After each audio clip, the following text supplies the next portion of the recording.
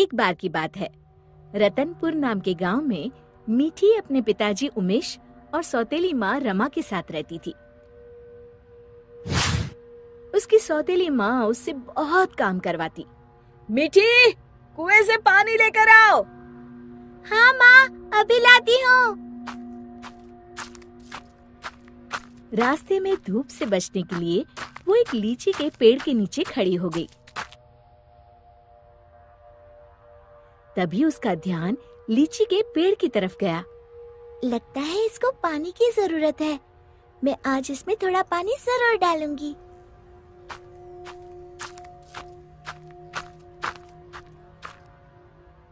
लौटते समय मीठी अपने घड़े से थोड़ा पानी लीची के पेड़ में डाल देती है। अब ये उसका रोज का नियम हो गया।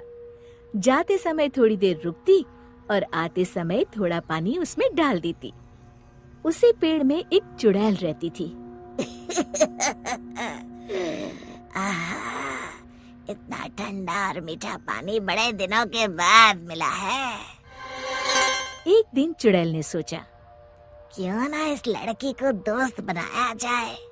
बहुत दिनों से मैंने कोई इंसान नहीं खाया। और वो मीठी की हम उम्र लड़की का रूप बनाकर कुएं पर बैठ गई। क्या नाम है तुम्हारा? मीठी। और तुम्हारा? अम्बी। अम्बी? अम्बी तो खट्टी होती है। तुम मीठी और मैं खट्टी, मतलब मीठी खट्टी। नहीं, मीठी खट्टी नहीं, मीठी अम्बी। दोनों खिलखिलाकर हंसने लगती है। अरे, मुझे तो तुमसे बातें करके बड़ी देर हो गई। और जल्दी से घड़ा लेकर घर के लिए चल दी। थोड़ा सा पानी उसने लीची के पेड़ में भी डाल दिया। चुड़ैल बहुत दिनों से अकेली रह रही थी। उसे मीठी का साथ अच्छा लगा। वैसे मीठी अच्छी लड़की है, क्यों ना इसे अपनी दोस्त बना लूं। ऐसे ही रोज मीठी और अम्बी कुएं पर मिलती और ढेर सारी बातें करती, खूब हंसती, खिलखिलाती। एक दिन, आज तो बड़ी देर हो गई, मीठी पानी लेने नहीं आई। क्यों ना उसके घर जाकर देखूं। ये सोचकर चुड़ैल मीठी के घर पहुंच गई। वहाँ उसने देखा, मीठी, अभी तक तुमने बर्तन नहीं धोए और पानी भी नहीं लाई। बस माँ, खाना खाकर अभी बर्तन धोती हूँ। कब से खा रही हो? जल्दी उठो, बहुत काम है। खाना खाकर मीठी बर्तन धोने लगी। आज मैंने लीची के पेड़ में पानी भी नहीं डाला और ना ही अपनी दोस्त से मिल पाई। तभी चुड़ैल ने जादू से पूरे बर्तन 1 मिनट में धो डाले।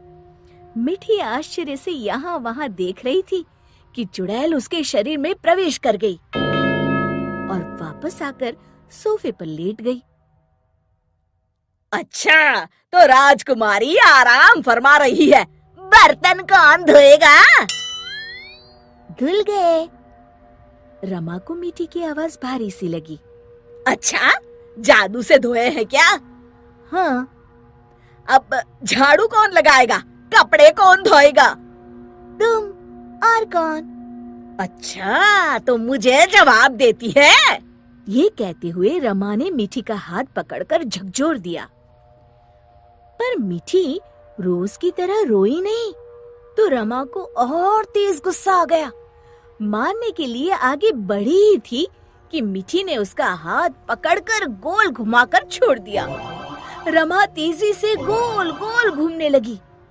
कुछ देर तक घूमने के बाद रमा ने एक बार फिर हाथ उठाने की कोशिश की। इस बार एक धक्के में रमा घर के चारों कोनों में टकराई और फिर एक कोने में जाकर गिर पड़ी। अब जाकर कपड़े धो। जाती हूँ। वो आराम से सोफे पर लेटकर टीवी देखने लगती है। थोड़ी देर बाद रमा कपड़े धोकर कमरे में आई। जाओ, जाकर झाड़ू पोछा करो। रमा कुछ बोलने ही वाली थी कि मीठी की लाल लाल आंखें देखकर डर गई। लगाती हूँ, अभी झाड़ू लगाती हूँ। इतने में मीठी के पिताजी आते हैं। उन्होंने पहले कभी रमा को काम करते हुए नहीं देखा था। रमा, तुम काम क्यों कर रही हो? मीठी कहाँ है? रमा जोर जोर से रोने लगी और उंगली से इशारा किया जहाँ मीठी आराम से लेटी हुई थी। मीठी, मैं क्या देख रहा हूँ? मीठी के पिताजी उसका हाथ पकड़कर उसे उठाते हैं, पर मीठी को देखकर बुरी तरह डर जाते हैं और पीछे हट जाते हैं। ये देखकर मीठी के शरीर में घुसी चुड़ैल जोर जोर से हंसती है।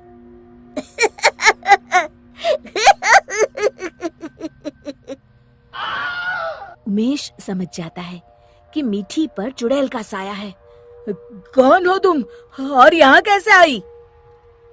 तभी चुड़ैल मीठी के शरीर से निकलकर लहराती हुई सामने खड़ी हो गई और गूंजती हुई आवाज में उसने कहा, मैं अम्बी हूँ। क्या कहा? अम्बी मतलब लीची वाली चुड़ैल? हाँ, और मीठी मेरी दोस्त है। तुम लोग उसे बहुत परेशान करते हो। मैं तुम सबको खा जाऊंगी। उमेश और रमा डर के मारे थर थर कांपने लगे। हमें माफ कर दो अम्बी, आज से हम ऐसा नहीं करेंगे। हाँ हाँ, हमें माफ कर दो, आज से हम ऐसा नहीं करेंगे। मैं कसम खाती हूँ, मीठी को अपनी सगी बेटी की तरह ही रखूंगी। नहीं, तुम सब झूठे हो।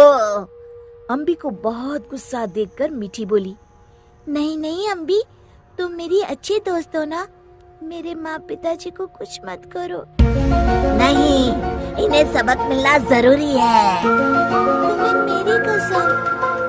ठीक है, अभी छोड़ देती हूँ, लेकिन जब भी तुम्हें मेरी जरूरत हो मुझे बुलाना, मैं फौरन आ जाऊंगी। और फिर उस दिन के बाद से रमा ने कभी मीठी को तंग नहीं किया। शिक्षा: हमें किसी के भोलेपन या मजबूरी का नाजायज फायदा नहीं उठाना चाहिए।